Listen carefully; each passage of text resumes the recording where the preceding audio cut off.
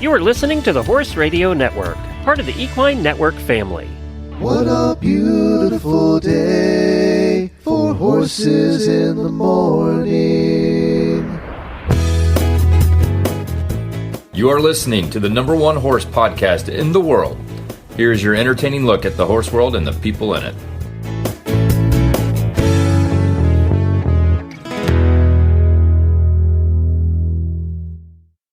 I'm Julie Broadway, president at the American Horse Council.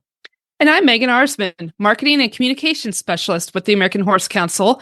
And you are listening to the special monthly American Horse Council episode of Horses in the Morning on the Horse Radio Network for Tuesday, March 5th, 2024. Good morning, Horse World. It's time to hear from the American Horse Council in this monthly episode of Horses in the Morning.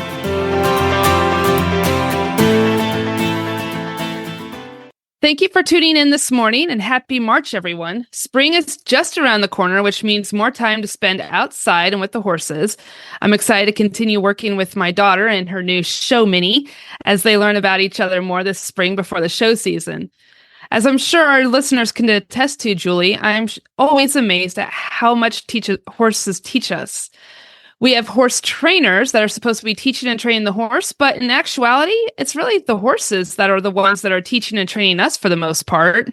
Oh, you aren't kidding, Megan. I was reflecting as we were getting ready for this episode. It's been at least 40 years ago when I was right out of college and I was dating a young man, and I didn't know where that relationship was going. And on Wednesday afternoon, I would leave my office to go for my weekly horseback riding lesson, and they would all say, "Oh, you're going to see a man about a horse." And I would say, "No, I'm going to see a horse about a man." So, yeah, there's so many great things that horses bring to our lives, so much they give and contribute to us. And I just think it's so fascinating. All the staff at the American Horse Council listeners are horse lovers and horse enthusiasts. And we feel so honored to do the work we do to kind of give back to, what we love ourselves. So we're excited about this episode. Exactly. I'm excited to learn more about equine-assisted learning. There are so many different aspects to it, as we're going to find out today with our guests and all. And I think it's just a wonderful thing. So let's just get to it and let's learn some more. So listeners, our first guests today are two ladies from Strides to Success, which is a facility located in central Indiana that provides a variety of services utilizing horses, from mental health therapy, life coaching, professional development, and KID, capital KID, mentoring. So we're going to learn more about that. First, we're going to meet Debbie Anderson. Debbie started her partnership with horses when she was a child, and it was that experience that provided the catalyst for a lifetime of dedication to the equine industry. With a degree in animal science, she worked in the field of veterinary medicine for 8 years. And in 1992, her focus changed to working with youth who had at-risk behaviors that were disengaged from the educational system. Debbie developed a learning model that addresses academics, promotes developmental assets, and teaches life skills by motivating and partnering participants with horses. In May of 2004, her passion for serving led her to Strides to Success, the first center in the United States to become accredited with PATH International, or the Professional Association of Therapeutic Horsemanship International, for mental health standards. Currently, the Strides Farm hosts 4 private mental health practices and an integrative medical doctor. And under her leadership, Strides team specializes in providing support to schools, mental health agencies, residential facilities, and veterans services through trauma-informed, equine-assisted learning services that incorporates horses. Their team encourages participants to acquire new life skills, recognize their natural talents and abilities, develop problem-solving strategies, and learn healthy decision-making skills that can promote new patterns of behavior. Strides has served the Veterans Administration in Indianapolis, first responders, the Vet Center, and the National Guard by introducing skills that enhance leadership, discover new patterns of behavior after deployment, pain management, and promote healthy and trusting relationships. She travels nationally and internationally, and I bet she keeps a suitcase packed all the time, to be perfectly honest. And she serves as a clinician that specializes in teaching facilitation skills, business sustainability, and teaching centers how to develop equine-assisted services programs that will meet their community's needs. She has authored and co-authored many resources that are utilized worldwide in equine-assisted services industry. And as a national speaker, lecturer, and author, she brings a passionate approach to the well-being of people through sharing the language of horses to promote changes in their lives. So that's a little bit about Debbie, who we're going to meet shortly. And I think you are going to introduce us to Blair. That's right. Joining Debbie is Blair McKissick. She is the director of horsework education at Strides to Success and has been in the field of human-animal interaction and experiential education for over 20 years. She earned her bachelor's in recreation therapy and her master's in education and has a PhD in eco-psychology. Blair is a PATH registered instructor, certified equine specialist, EGALA Level 1, and certified well coach. She is the chair of the Equine Facilitated Learning Community for PATH and works nationally to establish standards in equine-assisted learning. Blair is honored to be a part of the Stride staff as an instructor and workshop facilitator, and we are honored, Debbie and Blair, to have you guys join us today. Thank you so much. You are welcome. You are welcome. We're excited to be here. Well, let's just kick this thing off. I am certain there are people out there listening to this podcast while they're mucking the stalls, and they're saying to themselves, equine-assisted learning, what is that? How is that different from, say, equine-assisted services or equine-assisted therapies, or what is that? Are we doing something that we are teaching horses by equine-assisted learning? What does that all mean, Debbie or Blair? Somebody fill our listeners in. We can definitely help you with that one. Deb, you want me to go? Sure. Okay.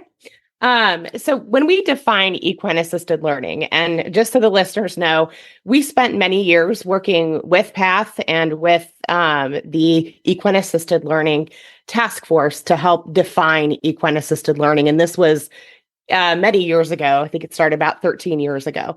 So we went through lots of iterations of the definition, but it kind of boils down to the fact that it is a non-therapy experiential learning service that is facilitated by specifically trained or certified professionals who possess the appropriate training and experience to facilitate EAL in one of the three specialties, which are defined as education, personal development, or organizations, and that they are trained to facilitate EAL activities in an environment that integrates equine-human interaction. And the focus of this is on the development of life skills. And that's really important because that is part of that dividing line between whether we are a therapy service or a learning service, which we'll talk about a little bit later, I'm sure. But the focus of the sessions really are on developing those skills that they need to meet their personal or professional goals. Awesome. I think it's kind of interesting because first and foremost in this country, it seems like therapeutic riding is where this all kind of started. And as that grew, we would go into different school settings. We would go into working with different children and find that they didn't exactly fall into that adaptive riding or that therapeutic grouping. They needed something else. They needed more mentoring. They needed more skills in their toolbox to address things like anxiety or goal setting or decision making, those kinds of things. And so there was this plethora, and just like Katie in her podcast described how organizations started incorporating horses, coaches started incorporating horses, and yet it didn't fit in that adaptive riding or therapeutic riding grouping. So there was this whole group of other or miscellaneous, if you will, services that were happening. And so, as Blair said, it took a long time, many years to try and dissect that miscellaneous group of and wrap a definition around it, and to isolate the different components that are under it into that education, personal development, and the organizational groupings of services. So it's a very broad area of services. Oh, no doubt about it. Yeah. And I'm sitting here, my brain's just whirling because I'm thinking, okay, I'm new in my career. I need to develop better networking skills. I need to work on my public speaking skills. I can come up with all kinds of professional development things. And I'm thinking, if I could do that through working with you guys and being around horses, wow, that seems like a win-win. So it's really fascinating to me that you guys have found that niche of taking all those miscellaneous things you're describing, Debbie, and figuring out how to put them in a model and help people attain or accelerate the skill sets that they have to achieve certain personal, professional goals, or even organizational goals, because you sometimes are probably working with organizations or groups who want to have better dynamics or whatever the end objective might be. Well, and as you think about those life skills, think about those groups of teenagers, right? Who don't always have the coping skills necessary to deal with everyday just life. And, maybe therapy didn't work for them. Maybe they're not ready for therapy. Maybe they just need that support to grow. Think about trust. Think about confidence. Think about all the things that all of us learned from being around horses when we were young. It's the reason we have the passion for this work. It's because we gained those things from that interaction. We learned the hard way, right? What happened when we didn't pay attention? When our energy was super high because we're all chaotic and, we're carrying in what happened in the day and we're not present. We learned all those things. The horse responded to that. It was that instant biofeedback. So those are the life skills really, that we can create the container. We can create the environment that helps them learn those skills, but also discover them from the inside out, because that's another distinction between the therapeutic riding and the teaching of the horsemanship skills as opposed to EAL. Here, we're trying to create that environment where they can learn those things organically. They learn them on their own because we know that the best learning happens from the inside out. That's why we call it experiential facilitation, because we're setting them up. We're asking good questions. We're providing just enough teaching that's necessary for the welfare of the horse, to keep people safe, and to provide them those tools to get started so that they can feel that success. Oh, That is so cool. I feel your passion, Blair. So Yes. tell us how you got inspired to go into this. What was the impetus that got you into EAL? I think both Blair and I started out as therapeutic riding instructors, and we were working with kiddos with special needs. And that was so cool, lifting kids up out of wheelchairs and putting them on the back of the horse and all of that. But when we started incorporating schools into our program, we would go to the schools and we would see these kiddos that were in these rooms that had been expelled or suspended, and they had their hoodies up, their heads down, and they were just sitting in a room doing nothing. And we thought, those are the kids. They don't have any disabilities. They may have some other different challenges going on, but what about those kids? And so we started embracing them. And the very first program we did is we took the kids that were in school suspended and matched them with the kids in the therapeutic riding program. And we taught them how to be volunteers, which meant that they needed to follow instructions. They needed to give us their full attention. They needed to pay attention to safety. They needed to worry about somebody else and think about somebody else, not only the student they were helping, but the horse.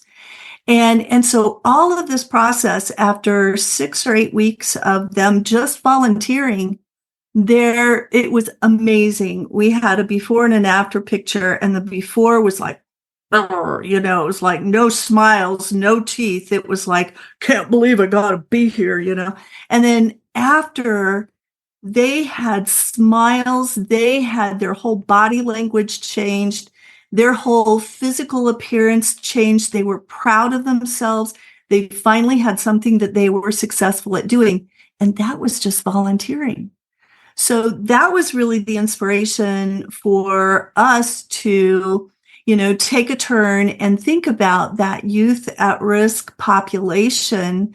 And when you did that, they needed a different way of facilitation. They didn't need the therapeutic riding instructor type of teaching. They needed that more experiential piece because they weren't going to be taught to act. They needed to be involved in. And so that was the big shift for us. Well, and I'm sure that Debbie will talk a little bit more about this in her background, because too, how we started out just as professionals was a big part of it. I grew up riding horses, but I also grew up working with the zoo through my mom, and had the really cool experience of working with lots of different types of animals growing up. So primates and raptors and elephants. And it was pretty amazing. And so for me, I wanted to really study, why is it that humans are so captivated by animals? Why is it that, we want to reach out and touch? And why is it that I liked animals so much better than I liked people? And I think a lot of us experienced that too. So when I got into college, I found recreation therapy, because vet school was probably just not going to happen. But recreation therapy was like fully embracing. They were like, okay, let's see what we can do, because a pathway academically for animal-assisted therapy didn't exist. Occupational therapy didn't want anything to do with it at the time, and counseling didn't want anything to do with it at the time. There was nobody to study under. So I actually ended up doing dolphin-assisted therapy as one of my internships, and then the other one, oh my was gosh, adventure therapy. So it was all mental health related as well as disability related. So for me, again, it was just this idea of, oh my gosh, animals can be such a huge healing part of our journey. And when I came back, obviously dolphins weren't an option to continue my practice. And so that's when I found therapeutic riding. And that was when I met Debbie. So I was like fresh out of college, totally optimistic and super excited and a whole lot of energy. And she was so graceful, and they gave me a home and taught me about therapeutic riding. And it was that combination of, oh my gosh, horses and the disability and the stuff that I learned as an RT and the things that I learned from just nature interaction in general. It all kind of came together. But there was always that missing piece. There was always that missing piece of, the show world, show jumping. It wasn't it. Therapeutic riding was amazing, but there was still, again, that barn connection, that stuff that happens in the barn, that was missing. And at one point in my life, I went to, and this was around grad school, went to an AGALA training. And I think Debbie had already been to an AGALA training at this point, so it was still new to me. But it was like, holy crap, experiential ed meets horses. I was like, it all fits.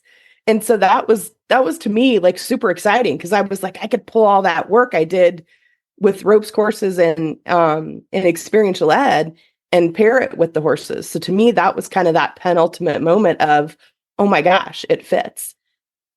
So I'm going to correct myself, Dr. Blair, because Blair has a PhD. Yeah. And I just have to ask, eco-psychology. Yes. Tell me what as my husband would have said, is. It's a PhD in tree hugging. Oh. But honestly, again, at the time, it was really hard to try and find an academic path to find others to study under. I couldn't leave Indiana at the time. Purdue had Center for Human Animal Bond, but they didn't have anything degree granting.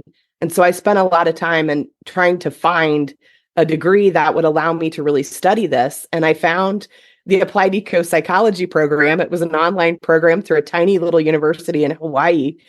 And none of them had any research background. And I wanted to do research, and I wanted to work, focus in on the horses. And I ended up studying at Strides to Success. We have the VETS program, which again, I know Deb will talk about. And we had a client that I did a case study for 3 years, who was a survivor of military sexual trauma, and also kind of dealt with that intersectionality of the military and LGBTQ.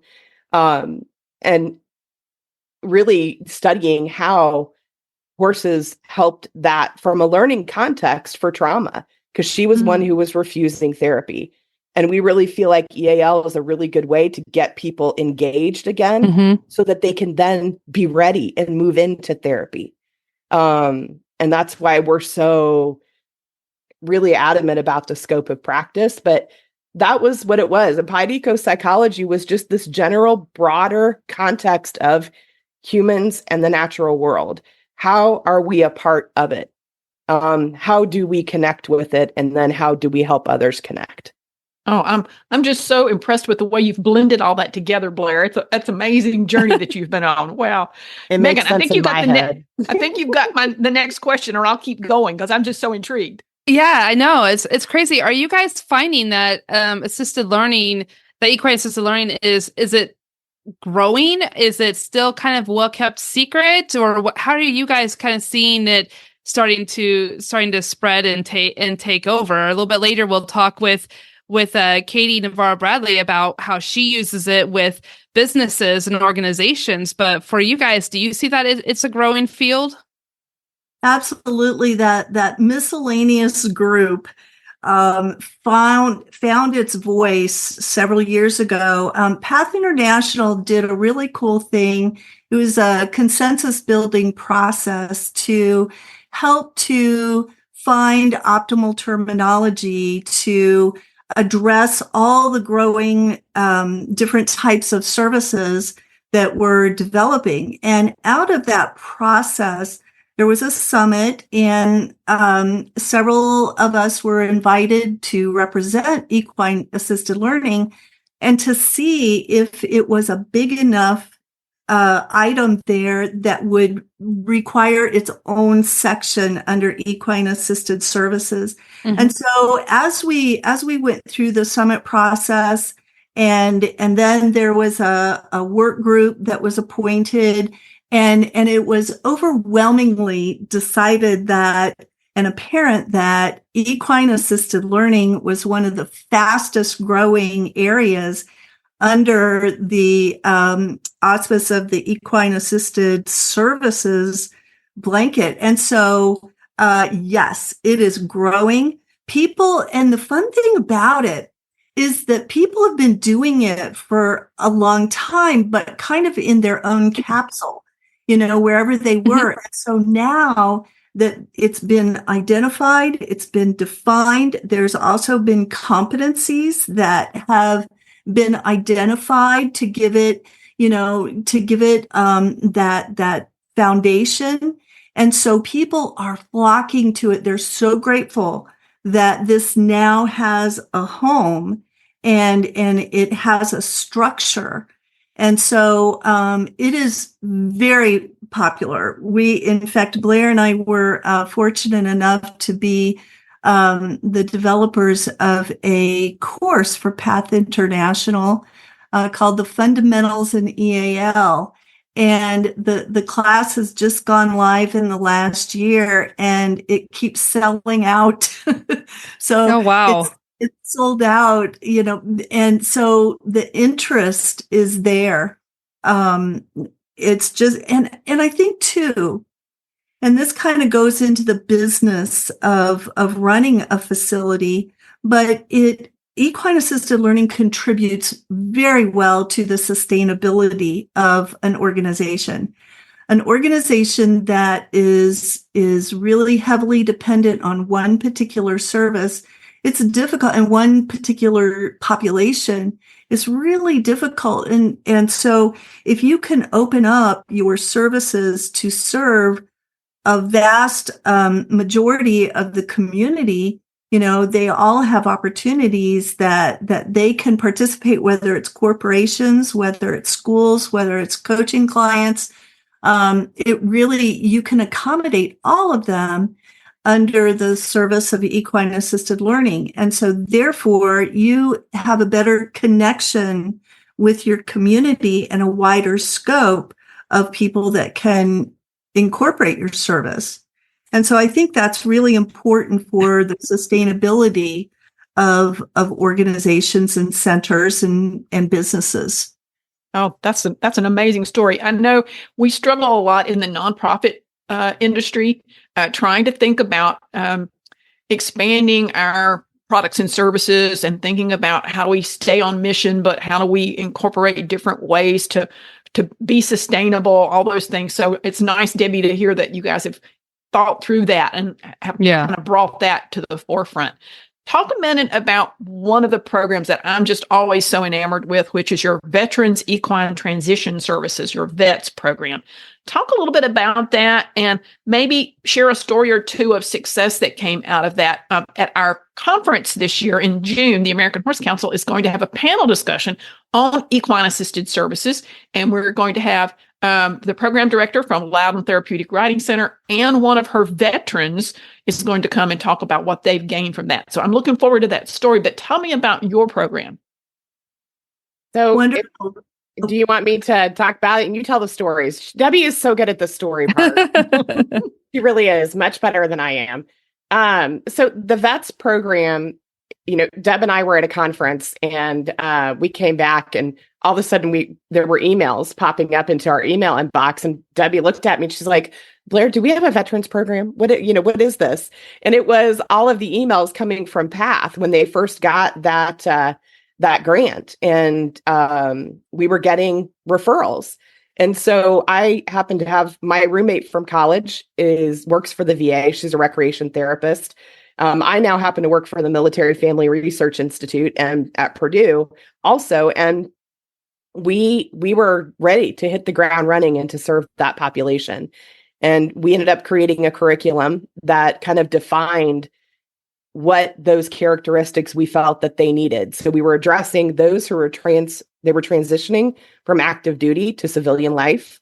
Debbie is ingrained with the National Guard, working with their chaplaincy service to help create and bring programs that are offered through the National Guard and bring those to life by incorporating horses to help those who are actively a part of the National Guard on that reserve status.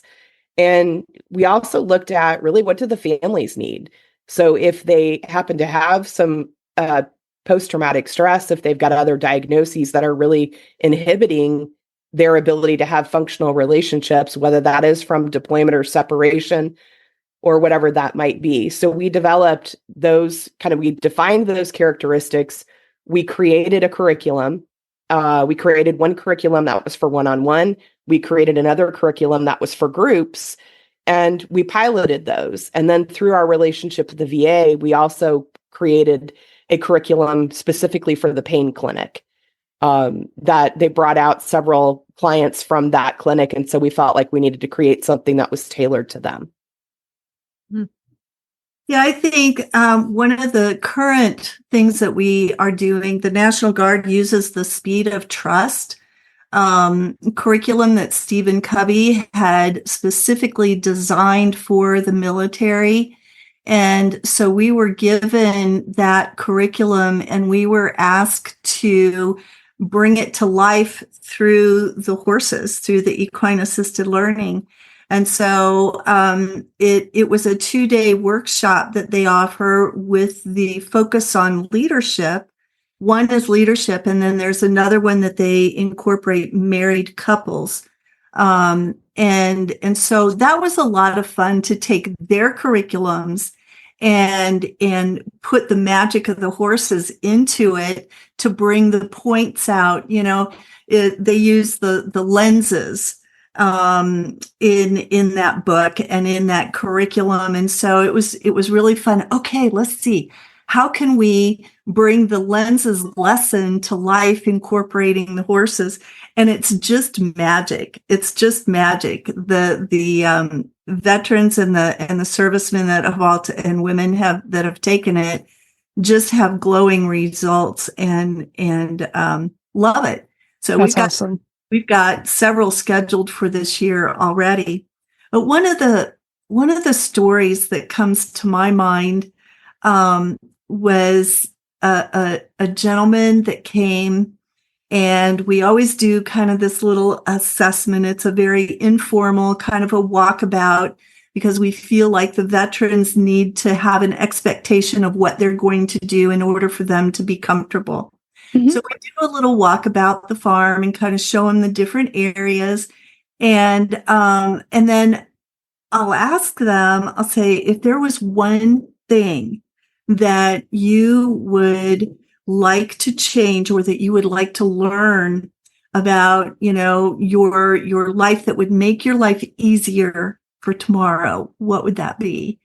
And so this one soldier looked at me, and he had been wounded, and he had kind of his hand was like probably 3/4 of the way amputated up, and he called it. He said, I want it to find a job.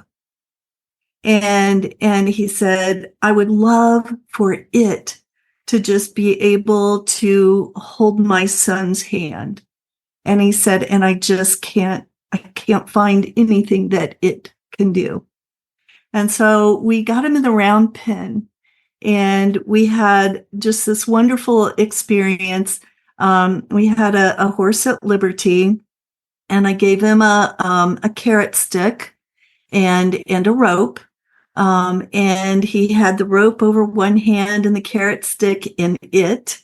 And he learned how to communicate with that horse. He learned how to ask him to walk, ask him to trot, turn him around just by using his body language. And before you knew it, it had a job. It was managing that carrot stick and managing that rope beautifully. And he didn't even know it until the end.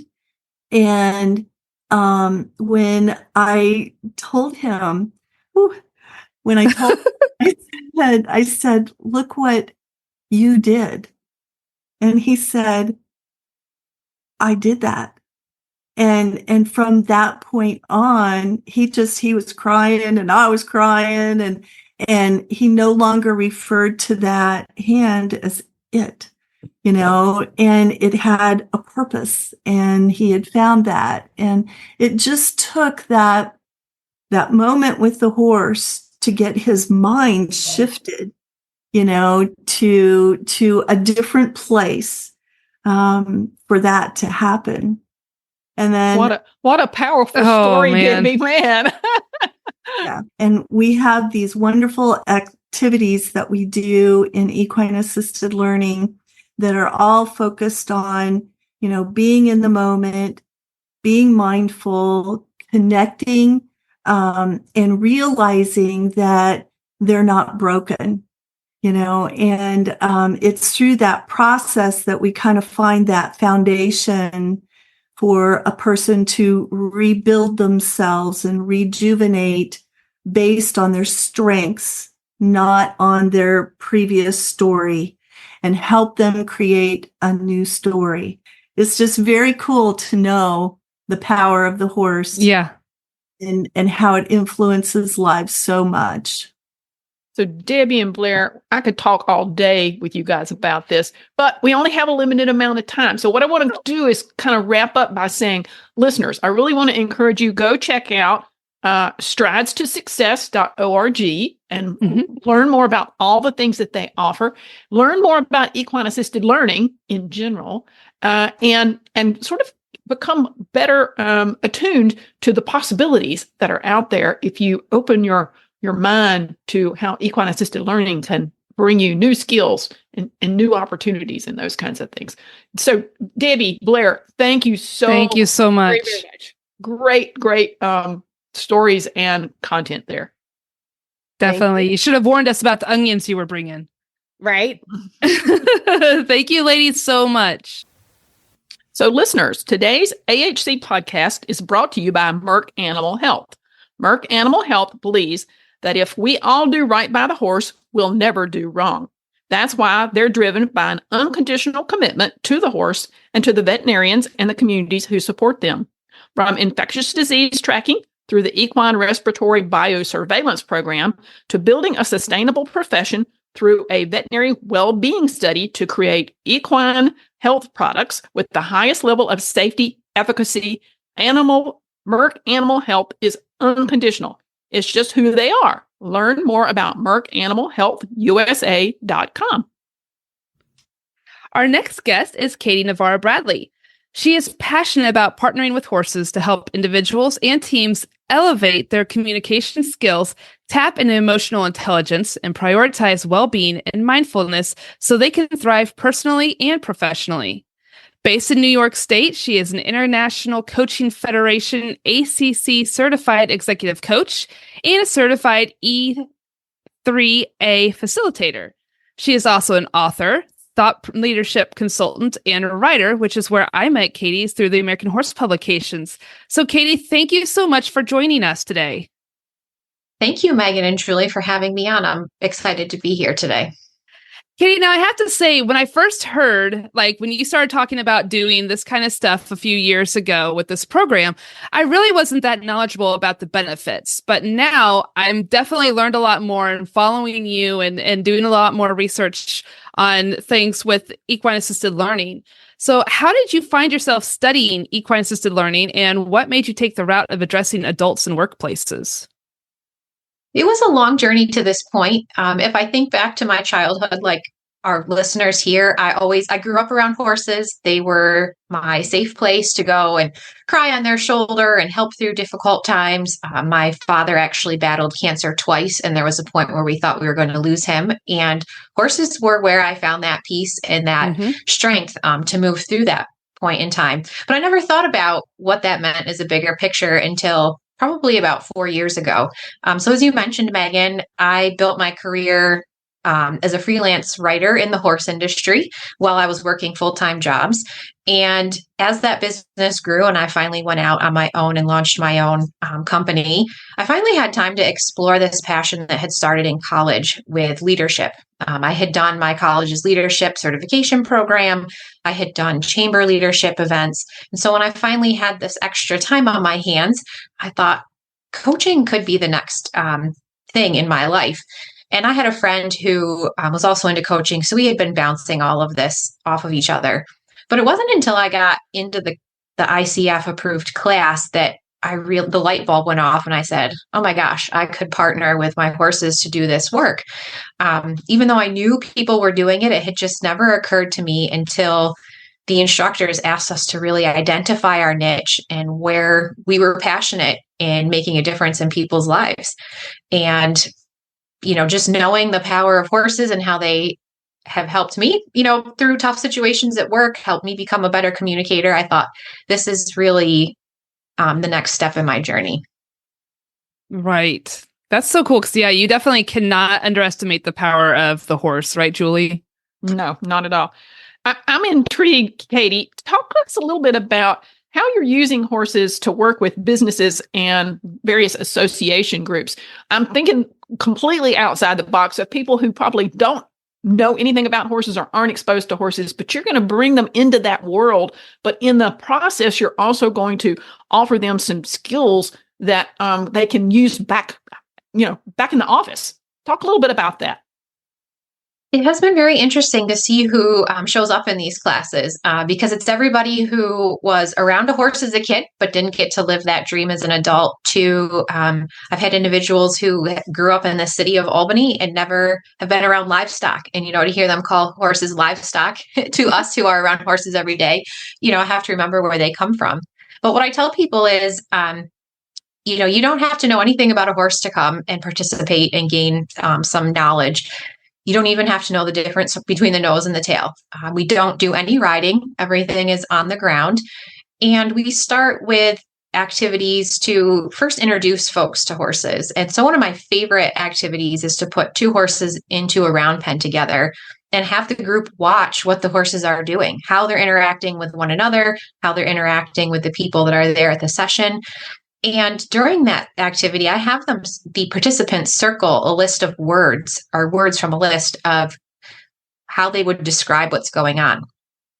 And after we observe that for about 5-10 minutes, we come out and we debrief and we talk about, well, how did you make that decision? How did you come to that judgment? We all make judgments. And so I refer that back to when we're meeting people in new board positions that we have, interviewing people and making decisions about who is the next right fit in our teams, or, any sort of permutation of how we get to know people and make judgments. And you can see the light bulb go on in their head, like, oh my gosh, I didn't realize how I'm thinking about a situation until I saw the horses and we talked through, that process. Oh, it sounds like you're almost doing your own version of a disc profile, like a personality survey to get at, what are people's strengths and weaknesses and what judgments they make and, all those kinds of things. Exactly. And depending on the group that comes, we do actually dig into DISC or Clifton Strengths. A lot of the programs, folks just come, and they haven't taken that assessment before. But if the group is coming and I know that they've taken that in advance, we do work that into what we talk about throughout the day. Cool. Yeah, that is, I love it. And I just love seeing, I imagine the expression on people's faces, especially those that have never really been around horses. So how do you encourage the employers to, what I say is think outside the cubicle to try this type of extracurricular training or bonding? Because I can kind of see, especially with you being in New York State and being in the Albany area and everything, of course, everybody thinks of New York City and all the big corporate offices and stuff like that. But how do you really kind of get employers to say, hey, this might be a great way to help with life at work? That has been an interesting challenge. What I've done is when I started, I did a series of free demos. So I let people come and did two-hour mini sessions, essentially. Let them meet and greet the horses, run them through an activity or two to give them a taste of what it was like. And I have used that to start word of mouth advertising and allow it to grow organically. And one thing that I learned when I was in my ICF course is that this isn't going to be for everyone. And I have to get comfortable with the fact that some people are just going to say no. They aren't even going to hear beyond how it can help in these situations. One example that I always kind of chuckle about is when I had done a leadership class with one of the chambers, I reached out to a woman who taught Myers-Briggs as part of that academy. And I said, I'm doing this new kind of leadership, wondered if I could show you what it's about. Maybe there's opportunities that we could create some synergies. She would not let me speak beyond the word horse. Absolutely not. I'm not interested. Click. Which I thought was interesting coming from somebody who specializes in leadership development. But it was a good lesson in, I have to find the people who are receptive to this. And it's been more people than I would have thought. Just an example, I was on a call yesterday with a woman who runs a ghostwriting agency, and she manages people to help get content written. And I just mentioned, she asked what I do outside of writing. I mentioned this, and we're now talking about her bringing her research and development team to come and do a session. So it's about finding people that are receptive to the idea and doing something different. Okay, now I'm going to turn the tables on you because I bet we have people listening to what you're describing and they're saying, I work in a very dysfunctional organization and I send them to you and you fix them? I won't say that I fix them. It's, I can't, the thing about coaching is the individual has to change. I can't force change upon anybody. Right. But what I hope is that I help them see things in a new way. One thing I have heard from participants is inevitably someone will always pull me aside after the event and say, I've just never really felt part of the team, or I've really struggled with these 3 people on the team. And just seeing them in a different light has helped me appreciate their strengths or how we approach things differently. And so, there's no magical wave your wand and fix things. But if it helps people pause and reevaluate some sticky points in their teams, that's what I hope that I can help them accomplish. Oh, self-reflection is so important. Okay. So this was supposed to be my next question. I'm interested in two parts to this. First of all, there are people who just aren't horse people, or they're extremely afraid of horses. So you've got one end of the spectrum where it's somebody who's like, I've got to go do this because my boss said so, and I'm not really comfortable with it at all. To the other end of the spectrum, who is somebody who is a horse person and thinks they know everything there is to know, and they don't see how this is going to be of any value to them. What's the tricks or the tips, Katie, for how you navigate both ends of those? That is quite the dynamic. Usually in the businesses, I don't have somebody who's so into horses that they overshadow everybody. I did have one occasion last fall where there was a woman who had horses of her own and actually cared for other horses. And I saw her kind of hang back. And I would ask her, I purposely would try to ask questions to draw her in. But in that same group, this was a banking team. There were 16 of them. And there were two men who were absolutely terrified of horses, made no bones about being terrified of touching, being around anything with the horses. And what I always tell people is, this is their experience. I hope that they choose to come into the arena and join us with the horses, but they also have the choice to stand outside the round pen and watch what's going on. And after every activity, we do a debrief, and there is just as much opportunity to contribute to what they're experiencing in themselves and their teammates by watching as there is from being in the arena. I have yet to have anybody take me up on the offer of standing outside, even the ones who are terrified. And what's been really interesting, especially with that banking team, the way that they rallied to support those team members, telling them, oh, you're doing a great job, or giving them a hint of, remember, hold the lead rope this way, or, so it's interesting how a team that may be a little dysfunctional back at the office, all of a sudden they recognize that their team member needs a little support, and they step up to offer that encouragement. That is cool. I love that. And I bet that's just got to be so fulfilling to see and watch sometimes. I just love that kind of stuff. It really is. And you use your own personal horses, correct? I do. I have a small, my herd constantly changes. So I have borrowed some friends' horses that I know, we always test them in advance to make sure that there aren't going to be any dominance issues or pecking order issues. But, I try to use my own. One had a baby last year, so she was out of commission. Right. My other horse is out at a trainer right now, so I'll have to fill in, but somehow we always make it work. So, Katie, what have you learned yourself while working with businesses and companies as you say, Katie, the coach? What's something that you've really gotten taken away from your experiences so far? That is a great question, Megan. I think that there's so much. I used to always say that I did not like public speaking and I did not want to stand in front of a group of people and speak. There's something, yeah, exactly. There's something magical about horses. They suck up so much of the energy, and the people that come are really focused on them, not me. I'm just their guide. And so it's really given me a level of confidence that I hadn't experienced before. And now I'm even considering doing some speaking as some of my marketing and outreach efforts. So that would be one thing. And the other that, growing up around horses, we never really had time to go out and promote horses to folks who haven't been around them. Mm-hmm. And it's been really fulfilling to give people an opportunity who have never been around horses, maybe always dreamed of touching a horse, just be with them. And that has been really satisfying, especially, I'm not saying anything the two of you don't know. We need to bring new people into the industry, and we need them to understand how much horses give to us. And so I find that to be really special. Awesome. Hey, I'm going to give you a little marketing tip, Katie, if you didn't know this. The third Saturday in July is National Meet a Horse Day. Ah, okay.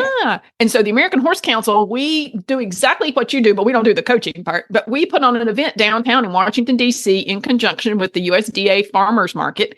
And we have the DC Metro Police, and we have the Caisson Platoon from out at Arlington, and some local people bring a couple of horses in. And these are just visitors, people touring DC, going up and down the National Mall, and they come over to the farmer's market to find some good food because they have great stuff for lunch. And then here we stand with these horses. And so many of them, Katie, are like, can I just pet him? Tell me his name. Tell me his story. How did he get to be a police horse? What did he do before this? And how big is he? And, how many hours a day? How much does he eat? And they just lose themselves in sort of getting to know what a horse is all about, which is probably the experience you have with a lot of these people who come and they think, oh, this is going to be really lame. And then they get there and they're like, oh, this is really cool. I did not know about that. I'll have to look that up and see if there's something we could do to help promote that on our end.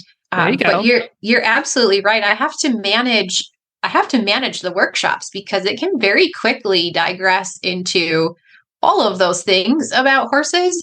And one of the things I've learned that people like to watch is hoof trimming videos on YouTube.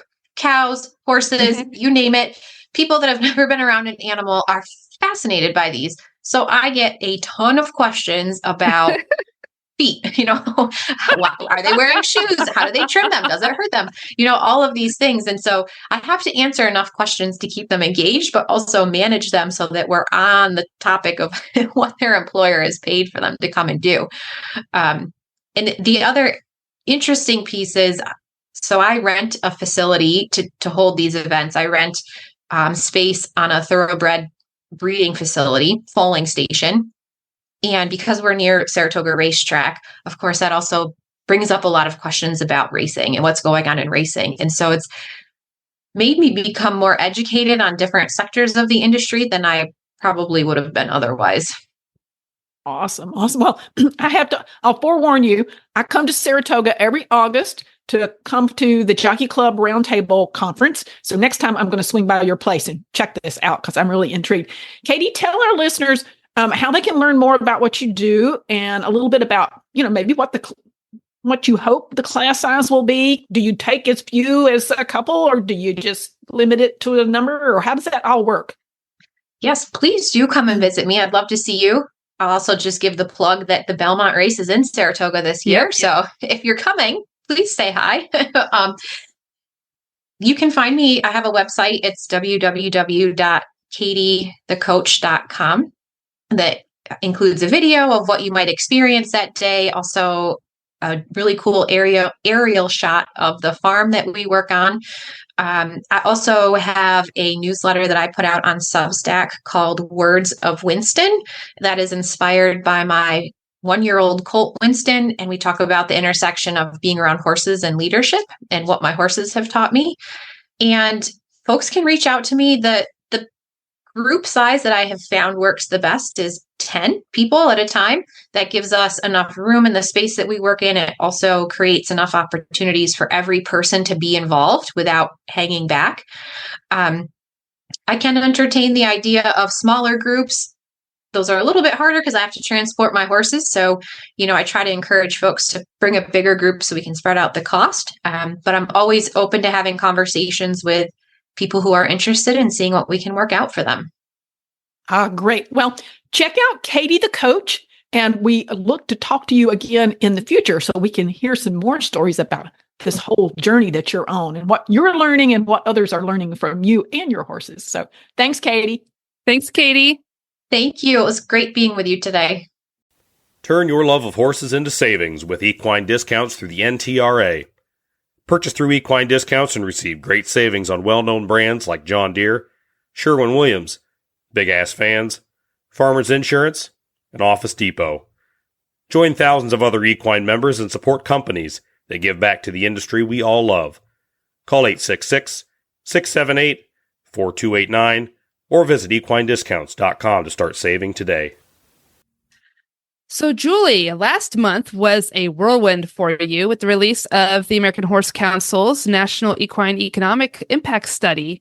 We thought it would be a good time to use this month's legislative update to talk a little bit more about the results and kind of tell people more about how they can learn more about the study and the results. So, Megan, I'm going to tell you whirlwind is an understatement. It takes a village to do an economic impact study, and we have been working on this one for 3 years. And the reason for that is we had planned to do the study in 2022, which meant 21, we were ramping up, getting ready for the study. Then it turned out because of the pandemic, we needed to postpone. So then we spent 22 ramping up, getting ready to do this thing in 23. And then we spent all of 23 doing the study. Mm-hmm. And we circulated over 20 different types of surveys. We did all kinds of secondary research. We pulled all kinds of annual reports and different data points to help us, kind of formulate the plan. And I'm so glad that I have this team of experts from the innovation group who are experts in doing economic impact studies. So they do most of the heavy lift, but it's up to the American Horse Council to keep this project going and to encourage people to complete the survey. So we collect the data that the industry desperately needs, because this is our way of telling the story of how big and how impactful and how much value we bring, not only to the economy, but to the world. We're not just a jobs and a dollar number kind of thing, but we're offering so many different types of services and things, just like we're talking about today, whether it's equine-assisted services or equine-assisted learning or whatever it might be. We're contributing so much more in a number of different ways. And so this is the way that we capture all this data and we be able to tell this story. So I've got a few facts and figures to share that are kind of, I think, eye-opening for our audience. So the first one I love to share is our metric that we call the number of equine enthusiasts in the U.S. So this is always big. This is a big number. So what we found is that 30.48% of all U.S. households, that turns into 39 million households in the U.S., contain a horse enthusiast. Now, isn't that an amazing number? It's just startling to me. Now, not all of them own a horse, and not all of them participate. And the last group is those that spectate. So we have 3 categories: own, participate, but don't own, and then spectate, but don't participate or own. So it's kind of how the three groups break out. But I always think this is such a fascinating number, because if we think about bringing new people into our industry and exposing them to the benefits of horses, look how big this audience is that we can draw from: 39 million households. I'm like, wow. Exactly. So we know there's 1.6 million horse owners in the U.S., but 39 million households, that's a lot of households we got left to cover who have some kind of love or passion for horses. So there's always some great statistics to talk about when we look at that number. The other numbers that I thought I'd share for fun today are the big numbers. So coming out of the pandemic, we were a little nervous, like, what are we going to learn? Are things going to be a little softer than they were in the last study, that kind of thing? No, things are really, really good, I got to say. So horse numbers, population, are down slightly. We went from 7.2 million horses in 2017 to 6.65 million horses in 2023. But I got to tell you, I thought that was still a really robust number, because breeding's been declining over the course of the last few years. So still a really good population. I will tell you that we jumped up. We went from $122 billion in annual contributions to the GDP or the economy to $177 billion is what we're contributing now. So up by $55 billion in that short period of time. It's huge. It's huge. We went from 1.74 million jobs in the industry to 2.2 million. So the industry is growing, and we're seeing more and more of what we're contributing to the overall industry is contributing to the overall economy. So really some great statistics that are there. Not surprising, we break the industry into 4 sectors: recreation, competition, racing, and working horses. And recreation is still our largest sector. We love those people that get out and ride on the trails. Competition, which is showing of any style, competition and racing are sort of about the same in the number of jobs and the number of contributions they make to the economy. And then last is working horses. And that's what we're going to talk some more about today with some of our guests, because Working horses include horses that are used for equine-assisted services or equine-assisted learning, or they're used in academia or institutions, dude ranches, mounted police horses, all of those fall into that working horse category. And we delved deeper this time than ever in some of those categories to learn more about what it includes and what it involves and all the things that are there. So I'm going to pause there because I've shared a lot already. If you want to check out the report, go to our website, www.horsecouncil.org. You can see some of the high-level numbers are there, and then you can buy our report, and you can check that out and see some of the things that we find fascinating about what came out of the study. And in about 3 weeks, we're going to release a second report that was the results of the study that's going to get into more consumer data and some different kinds of spending habits and things that are along those lines. I love some of these questions, but they don't tell us anything about economic impact, but they tell us a lot about our industry. For example, we said, in 5 years, how involved with horses do you expect to be? And you could say more active, about the same, less active, or no longer involved. Number one answer, about the same level. So that's great. Number two answer, more active. So we were on the positive end of that scale for that one question. So there's tons of little tidbits of information that'll come out in report number 2 in just a couple of weeks.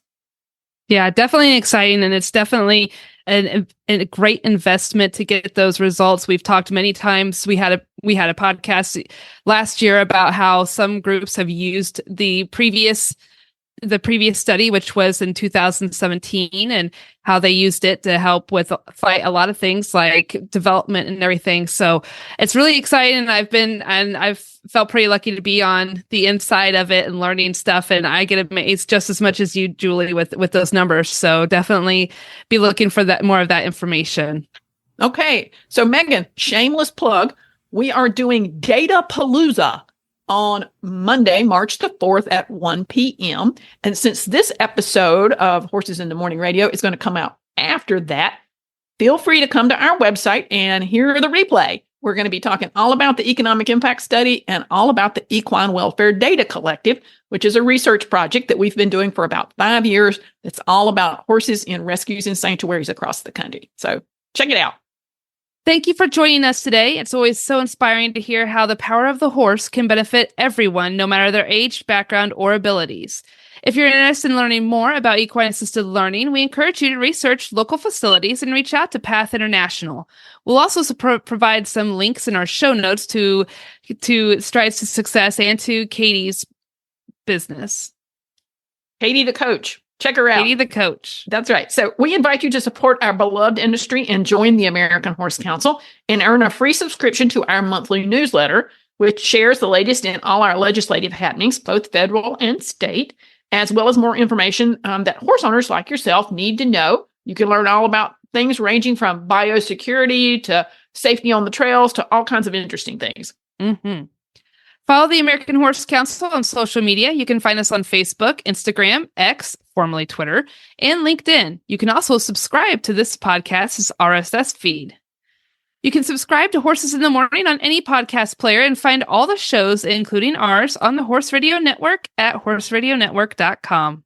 Great episode, Megan. And we'd like our listeners to close by, as we always like to say, we are #HereForHorses.